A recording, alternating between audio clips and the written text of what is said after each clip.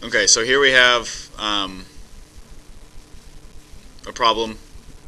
Go ahead and read through it. You can pause the video if you need to. The first thing that I notice personally about the problem is that it's talking about there are three different lines that it's talking about. It's talking about this curve here. It's talking about the tangent line, and it's talking about the line between P and Q. So what I would do first, now I typically would just do this step in my head, but if I can't draw a straight line today. If it's not easy for you to do this in your head, then actually draw a picture.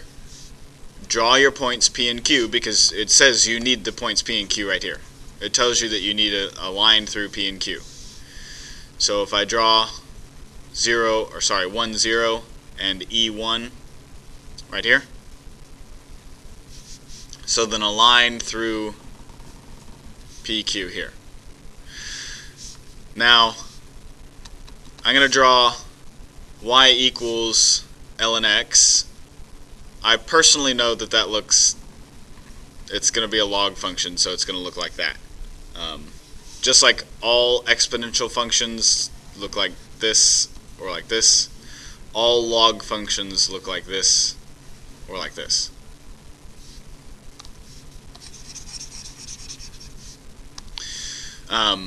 Okay, so now that I've got a picture, let's go back and reread it. Okay, so there's a point between P and Q, so that means there's a point somewhere in between here. On the graph, okay, so it's on this graph, and it's in between these 2 points, such that the tangent line, well, now I have to remember what does a tangent line mean. So whenever you see tangent line, you should think of derivatives. Whenever you see the word tangent, whenever you see the word slope, whenever you see the word gradient, I don't think you'll see the word gradient in AP Physics though. Whenever you see tangent or slope or rate of change, you should be thinking something about the derivative. So it says that the tangent to the graph at that point, which is the point that they're talking about here, the point between P and Q. So the tangent to the graph is parallel to this line that I drew here between P and Q.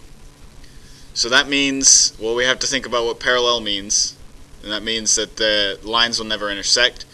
So there's some point along here, maybe about here, that if I were to draw the tangent line through that point, it's going to be parallel to this point. Okay, so now that we've got this picture, we need to remember what it means for lines to be parallel. And for lines to be parallel, that means their slopes need to be the same. So the slope of this line has to be the same as the slope of this line.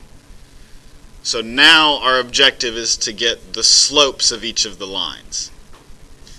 So the slope for the line through PQ, well, that's just m equals y2 minus y1 over x2 minus x1.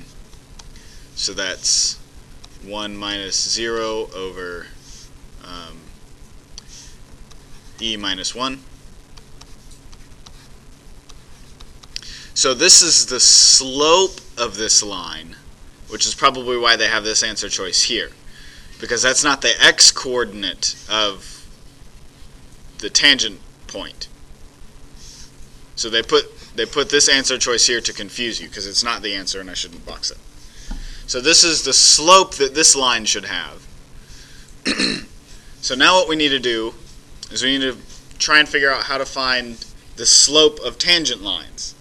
So as I said earlier, tangent lines mean you should be thinking of derivative, because derivatives tell you slope of tangent lines. So if I take the derivative of the natural log, that should be 1 over x. So the derivatives equal slope. So now I know that this is the slope of this function based on any x value. So if I plug in this x value, I'll get what the slope is there. If I plug in this x value, I'll get the slope is there. So now what I need to do is I need to set this slope equal to this slope. So I can get 1 over x is equal to 1 over e to the 1, or sorry, e minus 1. I can just, since both of these are 1 over, I can do the reciprocal and say that x equals e minus 1. Or I guess you could just see that right from here. So then that means that the correct answer is A. And Scott had mentioned in this problem that if you look at the actual answer choices and you see that there is a where it says there's a point between P and Q, that means the x value has to be between 1 and E. If we look through some of these answer choices, -1 is not in between 1 and E. 1 over E minus 1, that's less than 1. 1 over E plus 1, that's less than 1. So that would reduce our answer choices to A and B. And it could potentially be E, or sorry, it could be potentially be B if we hadn't just found out what the correct answer was. But you have to be careful about relying on techniques like this because they can very easily make one of these answer choices none of these. And then that forces you to actually do the problem. Oh, I missed the of. None of these. Okay, so here we have another problem. Typically on these problems I like to see which, rather than trying to go through and remember which ones are true, I like to look at try and find the ones that are false. Because if you can prove, or it's typically much easier to prove something false than it is to prove something true. Because to prove something false, you only need one example for it to be false. Whereas something that's true, it has to be true for all examples. So if we look at number 1, the graph of the function is always concave up. So let's look at this. So this is concave up. Then the left-hand Riemann sum, which starts from the left and goes down,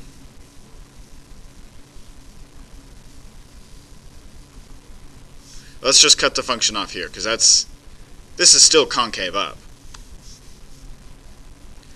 So this says that the left-hand Riemann sums with the same subdivisions over the same intervals are always less than the right-hand Riemann sums. So the right-hand Riemann sums, which I'll do in red, would be like this.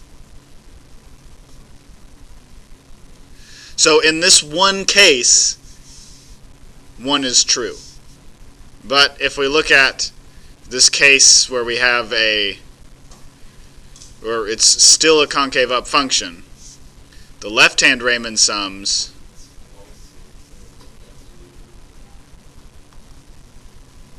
do what, Scott?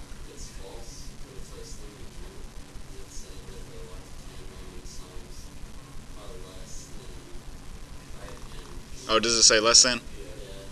Oh, I didn't even read less than. Okay, I thought it said more than, so I was going to come up with the example than more than.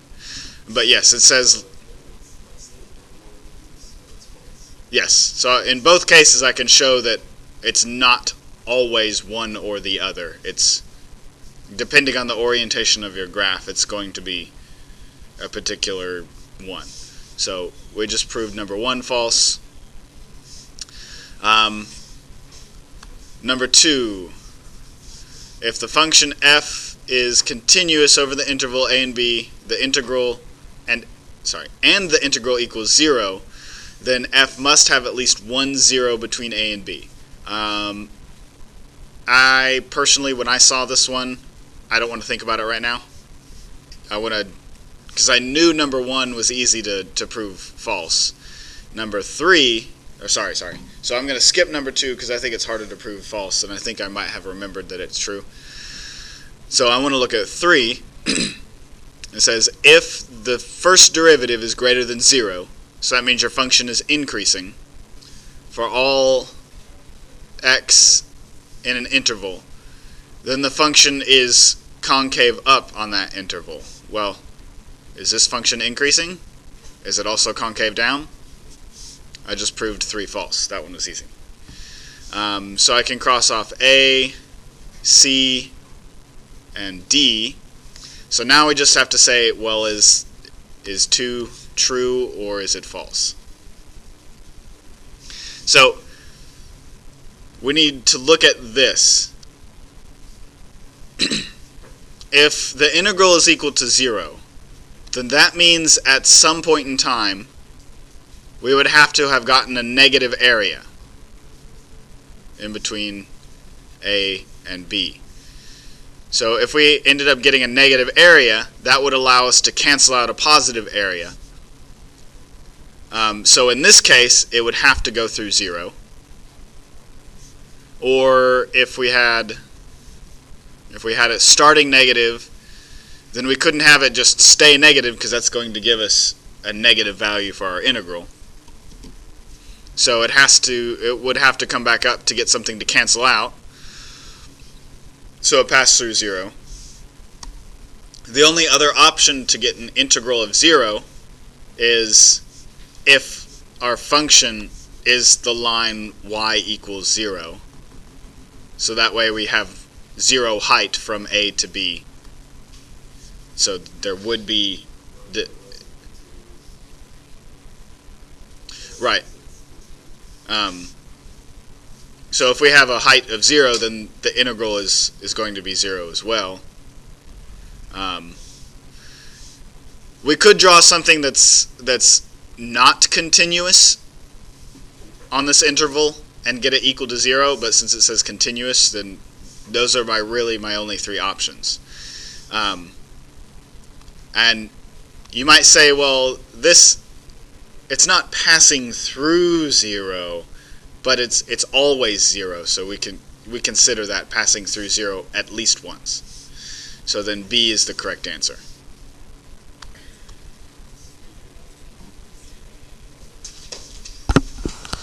So I notice that we have, in this problem, an integral right here of a function, but then the answer asks about the derivative of the integral.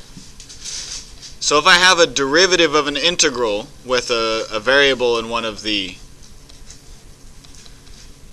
oops, that's a t, that doesn't look like a t, no 2, just t to the third.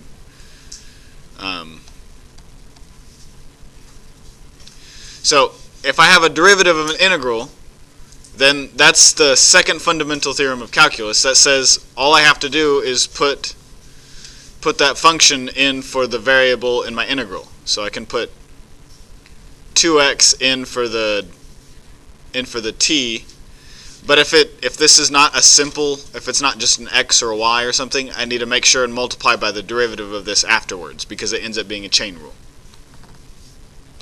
So this ends up being 2 over the square root of 2x to the third plus 1, and then I want to evaluate that at 1, so I get 2 over the square root of 2 times 1 to the third plus 1, so that's 2 over the square root of 8 plus 1, so that's 2 over the square root of 9, so that's 2 over 3. So the correct answer is C. Sorry I went through that one so fast, but it's the end of the class.